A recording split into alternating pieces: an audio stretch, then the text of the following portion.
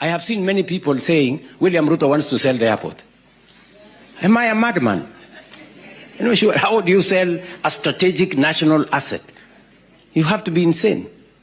On the 20th of July 2024, President William Ruto, addressing town hall meeting in Mombasa, confronted the JKIA controversy for the first time in public, seeking to put out embers of suspicion. But the political intrigues around the Jomo Kenyatta International Airport date back to December 2013, when President Uhuru Kenyatta and then Deputy President William Ruto oversaw the groundbreaking of what was known as Greenfield Terminal, a 56 billion shilling worth of investment that was intended to enhance JKIA's passenger capacity to 20 million a year, while also building a second runway, which experts say will be a necessity at least by 2035. This is not about politics. This is about the future of this country. This is about the prosperity of all. It is the single critical moment for us to come together and build this country in the best interest of all Kenyans. While the works had been clear to start, the same government mysteriously cancelled the contract in March 2016. It would later emerge that top figures in government and private businessmen differed, and the airport deal was cancelled as a move in settling political scores. Talk of a new or refurbished JKIA went silent from then on, and in 2022, William Ruto became president.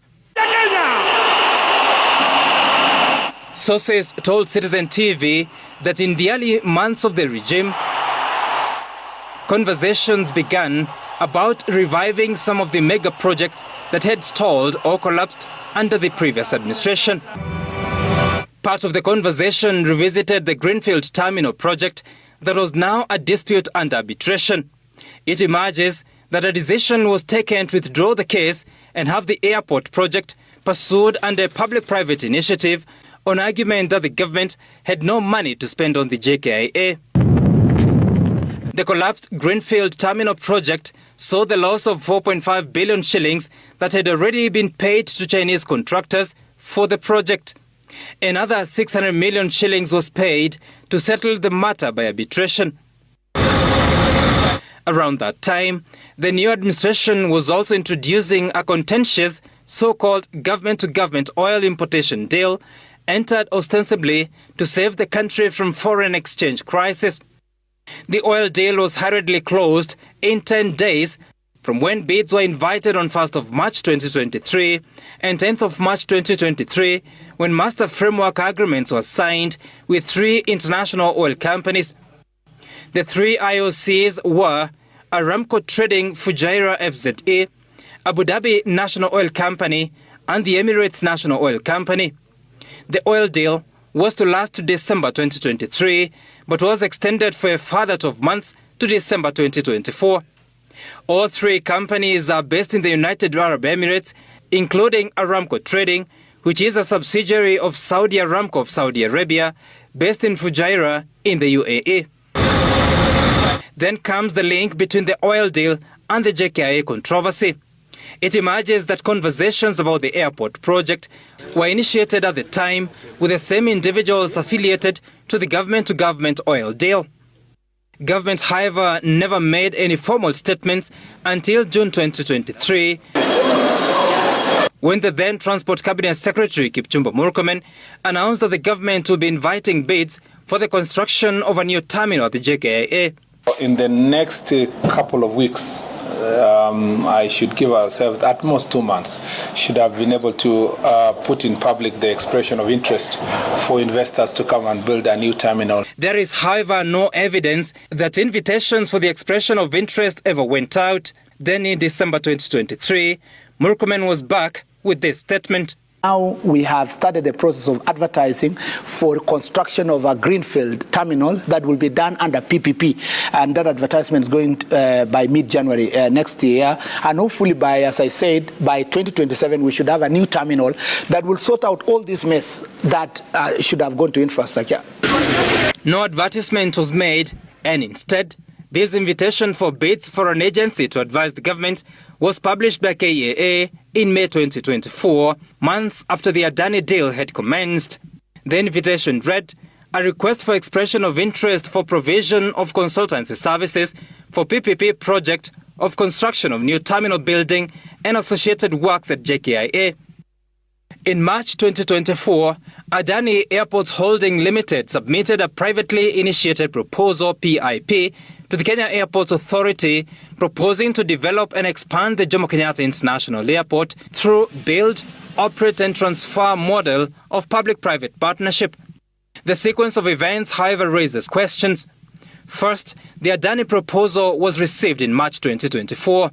The Cabinet of Kenya approved the National Aviation Policy and the JKIA Medium-Term Investment Plan on June 11, 2024. The two documents essentially spell out the future intentions of KAA. By this time, however, Adani had already submitted their well-informed proposal. It turns out that in February 2024, ALG, a global transport and infrastructure consulting firm contracted by the KAA to advise on the prospects of putting up a new passenger terminal building at the JKIA, had submitted their findings. In those findings, ALG concluded that the Kenya Airports Authority could invest in a new facility by getting into an airport concession that would last up to 30 years. ALG, however, recommended that even though a public-private partnership was a logical proposition, it would be best to use the open tendering route. ALG's report stated that an open tender process is the best international practice and that it was the default procurement method in the Kenyan PPP regulations. Adani, on the other hand, in its proposal, opposed an open tender process as it would lead to time wastage. Adani said that compared to competitive bidding, which is a lengthy and time-consuming process, PIP, meaning privately initiated proposal, offers fast-track and time-bound procurement. Adani stated that PIP allows terms beyond financial aspects, ensuring citizen welfare. And so, what is in Adani's privately initiated deal? Adani, in its initial documents, proposed to broadly build and operate airport facilities for a period of 30 years. Specifically, Adani's proposal is about operation, maintenance, and management of the airport. Adani proposes to upgrade and expand the airport in a phased manner as may be required under the master plan of KAA. And the Adani plan also proposes to develop, operate, and maintain the city side. In practical terms, Adani proposes to take over nearly all functions currently performed by the Kenya Airports Authority. In April 2024, the Kenya Airports Authority, upon review of the Adani proposal, found it untenable, saying the feasibility study report submitted by Adani has not fully satisfied criteria of project feasibility and affordability. At the time, KAA found that Adani had proposed to first refurbish existing facilities at the JKIA before moving to build a new terminal. KAA, however, wanted a new terminal built first to be followed by refurbishments. We must have the right investment for the airport. The airport is a strategic government asset, national asset. And as the government of Kenya was busy assuring Kenyans that everything was under control, details emerged of a scheme to roll out a Adani project. On 7th of August 2024, a new company named Global Airports Operator LLC was registered in Abu Dhabi in the UAE. On the same day, Adani Enterprises reported to Indian authorities that the new company had been incorporated with specific objects of investment or acquisition for construction, operation, and maintenance of airports outside India. 3 weeks later, on the 30th of August, the Adani Enterprises Limited filed another notification with the Indian authorities, including the National Stock Exchange of India, that the new company had been incorporated in Kenya under the name Airports Infrastructure PLC as a step-down subsidiary company. The Kenyan company is to be owned wholly by the Abu Dhabi-based company, which in turn is owned by the Adani Airports Holdings Limited, which in itself is owned by the Adani Group. The location of the holding company in Abu Dhabi, tallying with narratives that the real investors eyeing the Nairobi airport are based in the UAE. It is reported that already the Arabs have put in some $2 billion in the company, perhaps to fund the Nairobi project. Terms of the Adani deal have been shrouded in secrecy, but snippets leaking out of the various sources are eyebrow-raising. In the initial proposal, Adani demanded protection by the government of Kenya from competition and that no other airport would be built within a radius of 150 kilometers. In a draft contract dated June 2024, that figure was reduced to a radius of 100 kilometers, with reports indicating that may have changed back to 150 kilometers. Adani stated that the construction of a new airport to provide commercial passengers services within a 100-kilometer radius of the airport site would be an action of material adverse by the government of Kenya. The draft stated that were that to occur, the Adani company would be entitled to additional costs incurred and or loss of revenues suffered as a result. The draft stated that to the extent Adani is prevented from performing any of its obligations under the agreement as a result of such material adverse government action, Adani would be relieved from the performance of such obligations for as long as the material adverse government action persists. Now, an aerial radius of 100 kilometers from the JKIA would stretch to Magadi in Kajiado to the south, Nyeri and neighboring Mount Kenya counties to the north, Nakuru County to the west, and Machakos County to the east. An aerial radius of 150 kilometers stretches to the Kenyan border with Tanzania in Namanga, Laikipia County to the north, Kitui to the east, and the Masai Mara Reserve in Narok County to the west. According to ALJ that advised the KAA on the Adani proposal, Adani's financial proposals would be bad for the country. First, Adani projected a 52% spike in fees in the first year of concession to be transferred to airport users.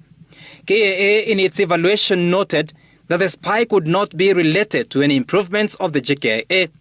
The authority feared that would be burdening airport users, making JKIA unattractive as a regional hub.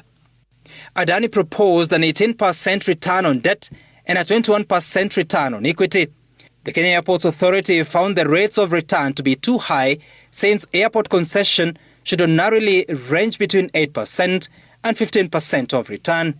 We negotiate on what you might have come to understand as what would be the return on equity we are going to allow them. We negotiate on the debt equity ratio because ordinarily equity is expensive. And because equity is expensive, you don't want the debt equity ratio to be significantly, or the equity to be significantly high. ALJ, the external airport PPP advisor, recommended that the concessionaire's return should vary depending on the performance of the business and that charges be adjusted only based on consumer pricing index. On the implementation of the project, ALJ noted that the proposed investment plan supplied by Adani failed to include essential infrastructure requirements, including the second runway and the necessary number of contact stands for the new terminal. This would lead, according to ALJ, the uncertainty on the development plan with a considerable level of risk to the transaction and leaves open the possibility of future disputes. In case of unresolved disputes, Adani proposed that such would be resolved by arbitration administered by Singapore International Arbitration Centre, that the seat of the arbitration shall be mutually agreed either for Singapore, UAE, or London. Reports indicate that despite the desire by various government institutions to conduct due diligence, including the Kenya Airports Authority, certain senior government advisors have been piling pressure on some of those institutions to speed up their side of due diligence, with calls to close the deal as soon as possible. It has also emerged that the airport deal has been the subject of varied deliberations during foreign tours made by senior government officials. In some of those instances, influential businessmen have offered free air travel to and from Nairobi, with significant progress recorded after such engagements. Given the heavy influence from powerful individuals in business and in government, some of key stakeholders are said to have taken a backseat so as not to appear as if sabotaging an important government project. It will include taking the concession agreement to Cabinet. And I want to assure you, Cabinet is here to protect the interest of our Kenyans.